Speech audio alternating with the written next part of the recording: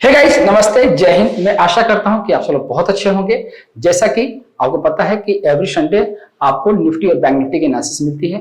तो पिछले वीक का जो एनालिसिस रहा वो उसमें हम लोगों का स्टॉप लॉस ट्रिगर हुआ है और पोजीशन क्लोज हो गई है।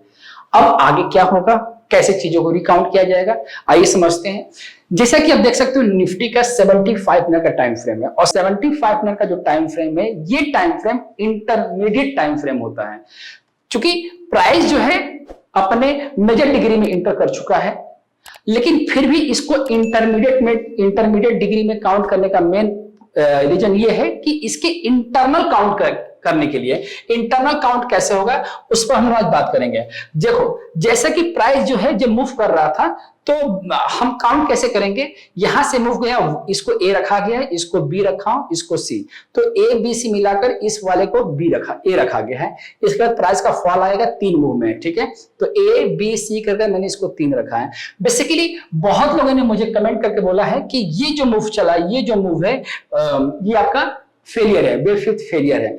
देखो, वेव फिफ्थ का जो फेलियर कॉन्सेप्ट होता है तो वो ऐसा होता है जैसे कि सबसे जो वेव फर्स्ट होता है सबसे लॉन्गेस्ट होता है, थर्ड भी सबसे लॉन्गेस्ट होगा, फोर्थ जो है अपने नॉर्मल बिहेवियर पे रहेगा, फिफ्थ फेलियर होता है। फिफ्थ फेलियर होने का मेन रीजन क्या है कि ये जो मूव है ये सब एक्सटेंशन में होने चाहिए और उसके बाद ये जो फिफ्थ है इसमें 5 मूव का होना बहुत कंपलसरी है, ये बहुत ज्यादा जरूरी है।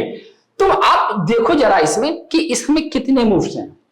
रैंडम तो काउंट करना नहीं है, तो रैंडम काउंट नहीं करना है, तो इसको ए बी सी इसमें 3 ही मूव बना है, इसीलिए मैं इस पॉइंट को बी रख रहा हूं।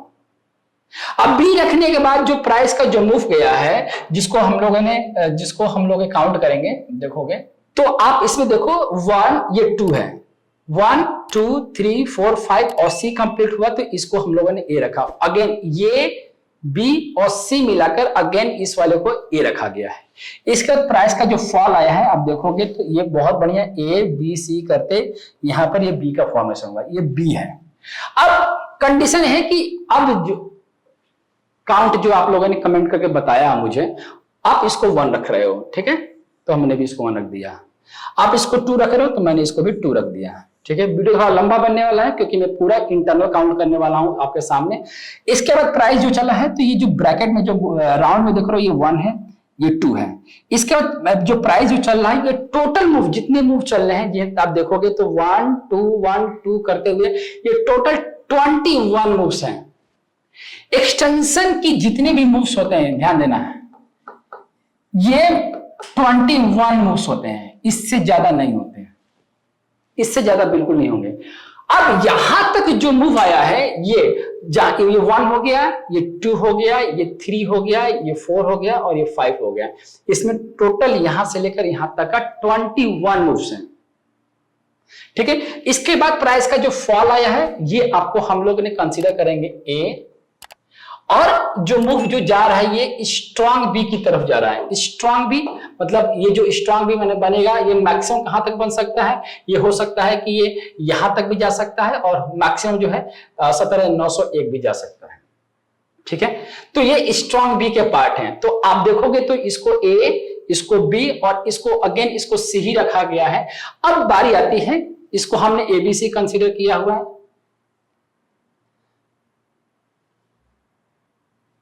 तो एबीसी कंसीडर कर रहे हैं तो 2 ऑप्शन मिलेंगे हमें। पहला कि अब अगर यहां से इनकेस रिवर्सल आता है, इनकेस रिवर्सल आता है तो, नहीं आता है तो आपका जो मूव बनेगा, नहीं आता है तो कंटिन्यू अपसाइड एक्सटेंशन का जो है यहां तक जाएगा। अगर नहीं आता है तो कंटिन्यू एक्सटेंशन का मूव 18,101 तक जाएगा, एक्सटेंशन का मूव। और मैक्सिमम कहां तक जा सकता है, खैर 261% तक तो ही जाता ही है मैक्सिमम, लेकिन एक्सटेंशन ज्यादा जाएगा तो ये आपका 18,101.20 का हाई लगेगा, ठीक है। अब देखो इनकेस अगर रिवर्सल यहां से आता है, ठीक है, तो आता है तो क्या करना है, ये 1 जो आप लोग काउंट कर रहे हैं, ये 2, ठीक है, ये 3।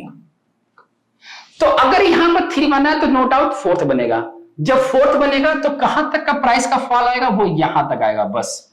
मतलब जो फॉल आएगा ये बस मैक्सिमम 17524 का ये मैक्सिमम लो लगेगा। ये 4 यहीं तक क्यों आएगा, क्योंकि ये 4 जो है किसके बराबर में आता है, 2 के बराबर में आएगा, इस वाले 2 के बराबर है, जिसको बोला जाता है अल्टरनेशन, ठीक है ना, इसको अल्टरनेशन बोला जाएगा। अब अगर यहां पर 1 2 3 4 5 करेंगे तो फोर्थ का मैक्सिमम लिमिट यही रहेगा, ठीक है। अब अगर हम इसको ए बी सी काउंट कर रहे हैं तो इसको हम ए कंसीडर करेंगे, उसके बाद जो मैक्सिमम फॉल आएगा बी का, वो मैक्सिमम फॉल बी का आएगा यहां तक का आएगा।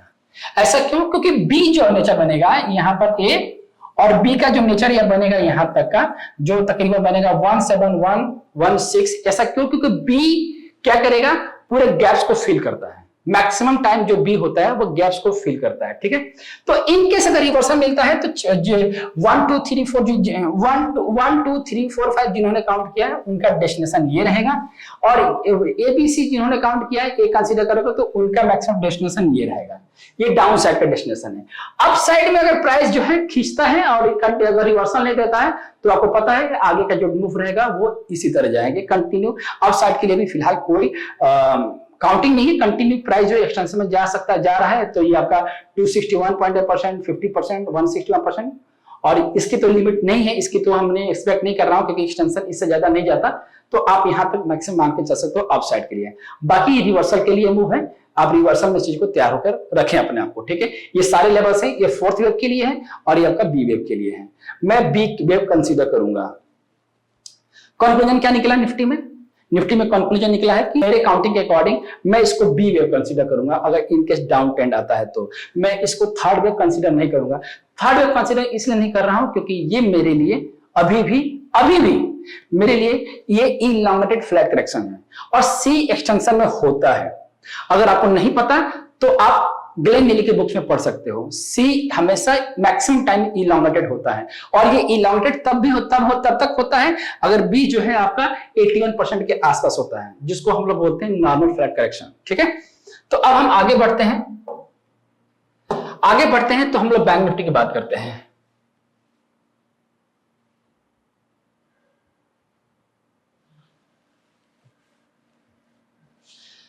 बैंक निफ्टी की जो काउंटिंग है वो ऑलमोस्ट सेम है, निफ्टी के जैसा मूव चल रहा है एग्जैक्टली इसमें भी वही चल रहा है। अब इसमें भी वही चीज अगर हम कंसीडर करेंगे, ये बी सी के काउंट मूव चला है, ए बी सी का मूव चला है, ए रखा है बी रखा है, इसको सी बनाते हुए जो आपके येलो कलर का जो ए है आप देखोगे इस पर,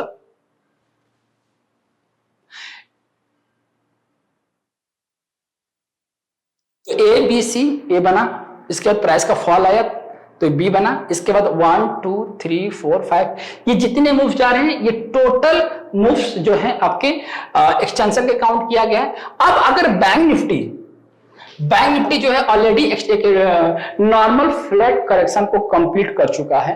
नॉर्मल फ्लैट करेक्शन अगर हम रीड करते हैं ए बी सी, मतलब ए बी और सी मिलाते हैं तो उसका डेस्टिनेशन 161% होता है।